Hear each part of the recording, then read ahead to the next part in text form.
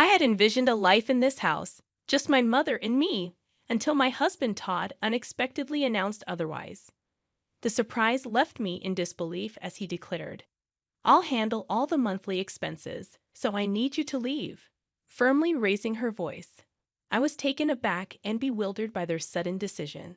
The motives behind their actions only became clearer when my mother-in-law completed the condominium contractor's name change. My name is Summer, and at 34 years old, I lead a busy life.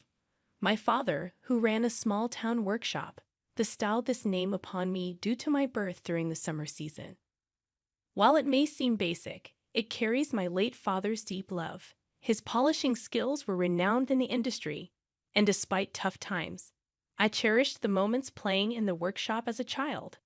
However, the workshop faced financial difficulties, leading to my father's tragic end in the back of the shop during my elementary school years.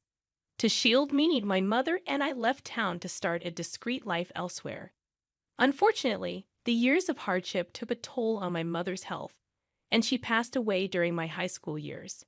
Despite the despair, I channeled the courage to face life head-on, driven by an inner passion to showcase my father's skills to future generations. Working tirelessly, I managed to graduate high school with scholarship support, juggling numerous part-time jobs to afford daily expenses while studying engineering at the local public university. During my university days, I encountered Todd, a friendly young man who recognized and admired my skills. Unlike many others, he never looked down on me for being a woman, fueling my determination. After graduating, we began living together, sharing our lives. Todd efficiently managed household chores, providing immense support, especially on busy workdays. 6 years later, at 28, I contemplated reviving my father's small-town workshop, with Todd wholeheartedly supporting my dream. As we discussed the possibility of marriage frequently over these 6 years, my lifelong dream seemed poised to become a reality. However, my primary focus was on rebuilding my father's workshop before considering marriage. Todd respected this wish and patiently waited. To raise funds, I opted for crowdfunding, leveraging my position as a female engineer. I incorporated the uniqueness of my story into the advertising campaign, aligning with the societal shift towards increased support for women. Carefully planning and persistently securing funding and the right personnel, after 4 years of effort, I successfully revived the town workshop.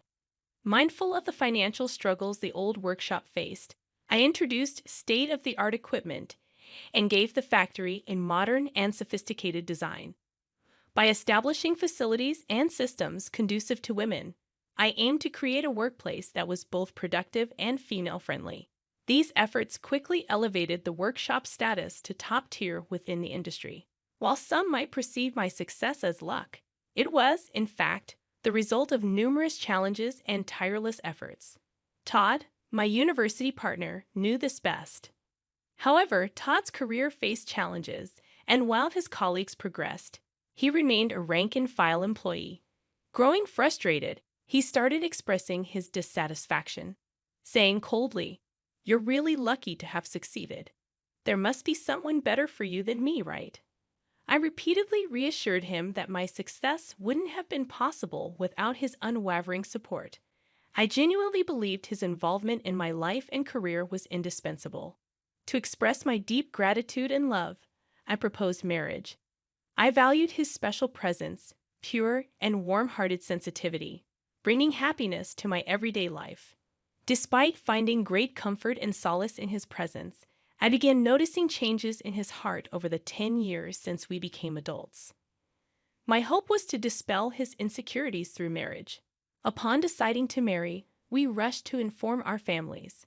Contrary to my expectations, Todd's family home was an old, decaying wooden house that raised concerns about its stability.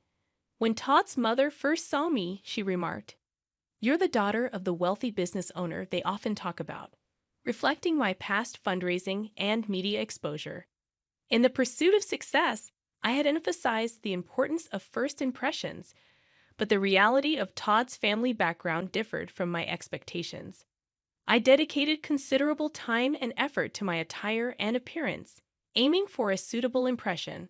However, from my mother-in-law's perspective, my outfit might have appeared flashy and excessive. She started speaking in a sarcastic tone, implying that I owed my appearance to Todd's assistance. Despite feeling grateful, I sensed tension as I entered their quite old house. Todd seemed to have something on his mind, but remained silent. His father, in tattered clothes and with a restless demeanor, reflected the atmosphere of the home. Apologizing for the state of their house, he acknowledged its issues and conveyed that it might differ from the appearance of a wealthy household. Trying to calm myself, I internally took several deep breaths. Each time I made a casual remark, Todd's parents responded with comments about how rich people have different ways of thinking and values than common people like us, making genuine conversation difficult. Back at home, I asked Todd about his parents' views on wealth, and he shared surprising facts. Since childhood, he was taught that fancy apartment buildings were probably built on wrongdoing, and wealthy people engaged in shady dealings. They were believed to lack understanding of others' feelings or hardships, and Todd was advised to avoid befriending children from wealthy families. Although I hadn't grown up in a wealthy family myself, I found it intriguing to understand the roots of his parents' strong feelings. Even afterward, Todd's parents disapproved of our relationship. His mother often expressed concern about me making him do too much, while his father advised him not to let married life be completely dominated by his wife. These sentiments seemed to contribute to Todd's declining self-esteem. Behind my successful career was a desire to fulfill my late father's dream, not a wish to look down on others or use them. Despite Todd previously discussing this with his parents, my social success left a lasting impression on them. Attempting to improve our relationship, I communicated and tried to understand them multiple times. However, no matter how much goodwill I showed, Todd's father approached me with bias, saying, "This is how rich people think." Their reactions gradually closed off my heart. Meanwhile, as Todd visited his family more frequently due to his father's deteriorating health, we started distancing ourselves, even though we were married and living together. About 2 years later, he suddenly announced that he had decided to quit his job because he was too busy with things at home. I was infuriated that Todd made such a significant decision without discussing it with me first. At that point, our relationship had deteriorated into a mere formality, lacking meaningful and sincere communication. He claimed to be busy with housework, but in reality, he frequently visited casinos and racetracks. When I confronted him about his actions, Todd dismissively suggested hiring a professional housekeeper, stating that he wasn't my servant, and we had enough money to cover the expense. His words left me deeply shocked and at a loss for a response.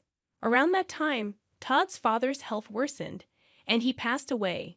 2 months after receiving this news, my mother-in-law and Todd visited my house, and he unexpectedly declared, "I plan to live in this house with my mother, just the two of us."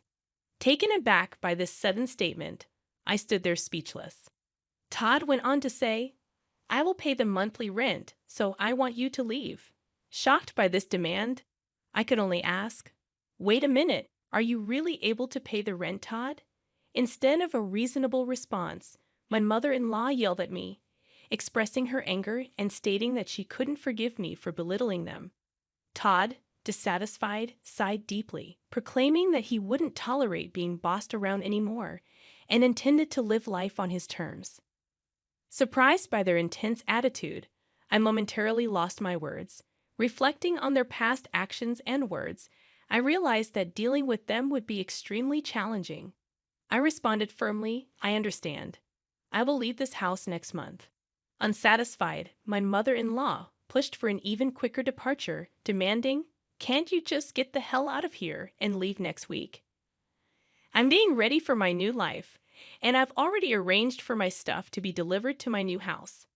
Her abrupt demands puzzled me, considering I had just decided to leave.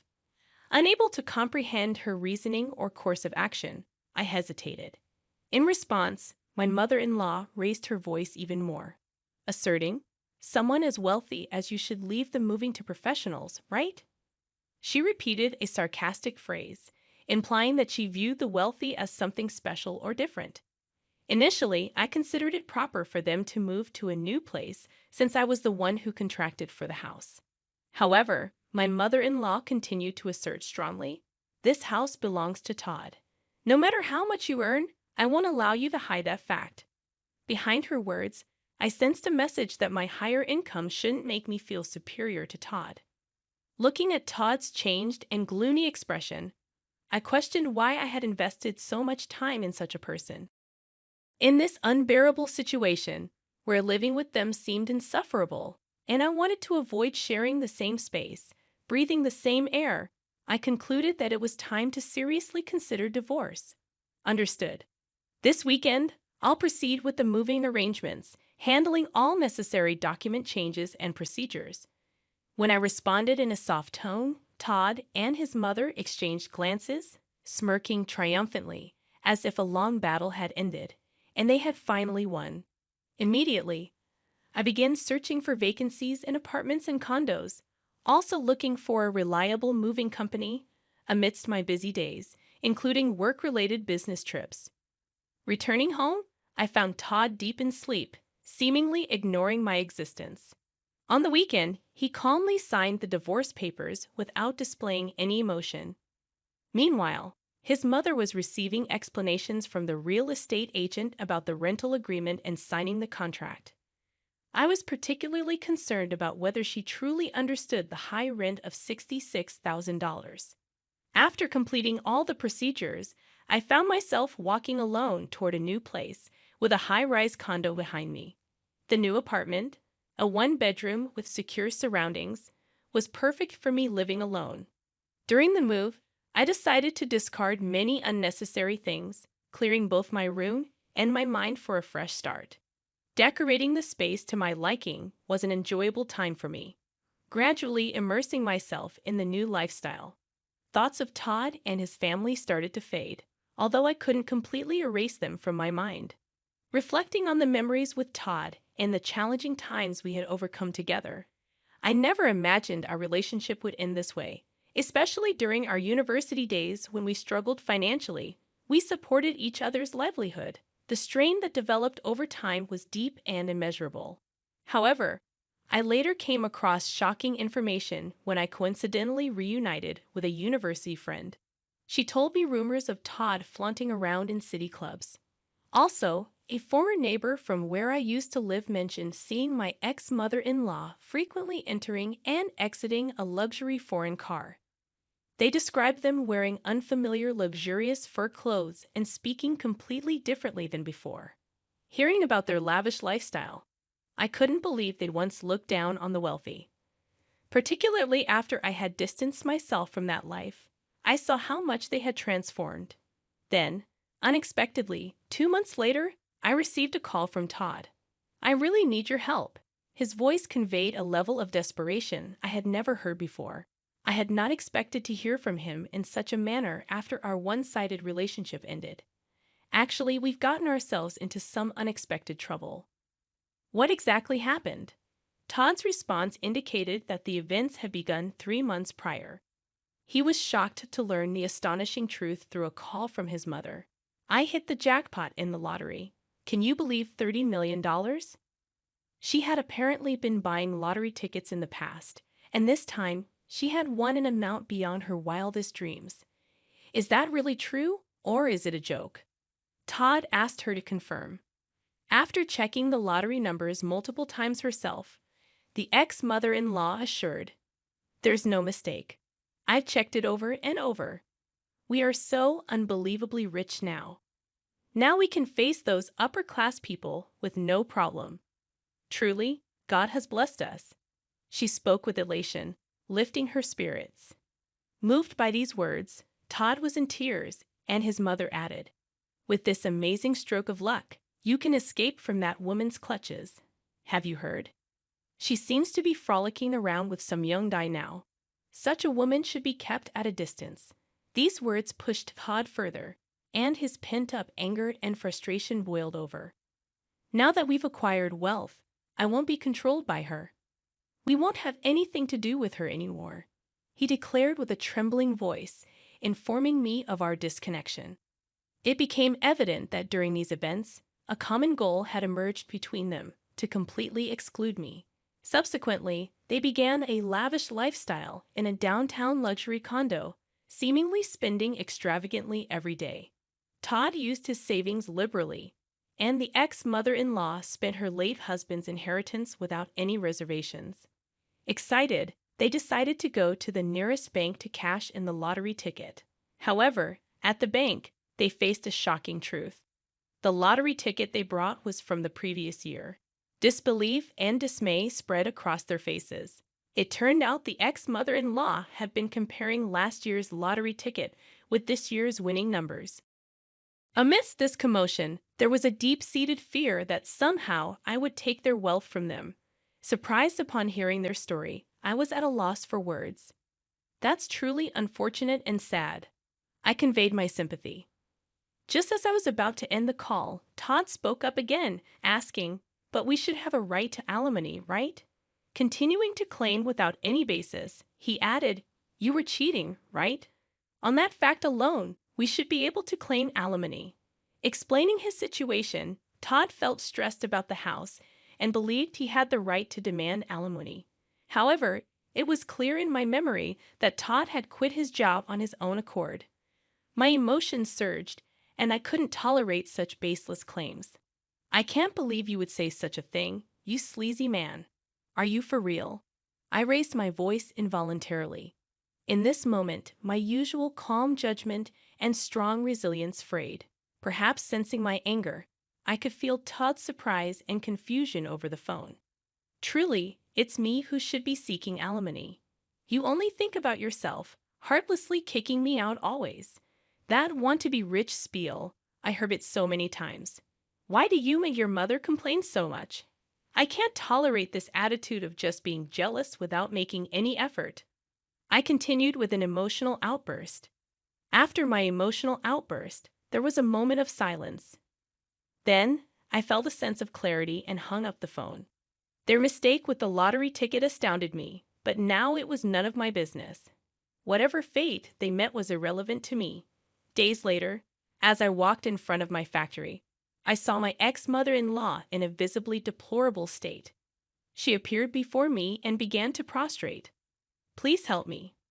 We can't afford to return the $66,000. Please come back and be a part of our family again." That should have been clearly written in the documents. Why didn't he check them thoroughly? Didn't he understand how serious it all was? "And about that lottery ticket," I murmured slowly, choosing my words carefully. "Will you truly abandon a mother and child struck by such misfortune?" After a pause, I shook my head calmly and said, "I believe that luck, in many cases, is something you forge for yourself despite hardships. I have strived to carve out my own destiny. How much of that mindset did you have?" My words left her with a surprised and somewhat regretful expression. Struggling to find a response, I walked past her and started walking in the direction of the building. After a short walk, I turned around to find my former mother-in-law still standing there.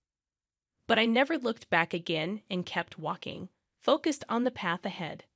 As expected, Todd and his mother were eventually evicted from the luxury condo. They chose an old wooden shack as their new dwelling, having spent all their savings.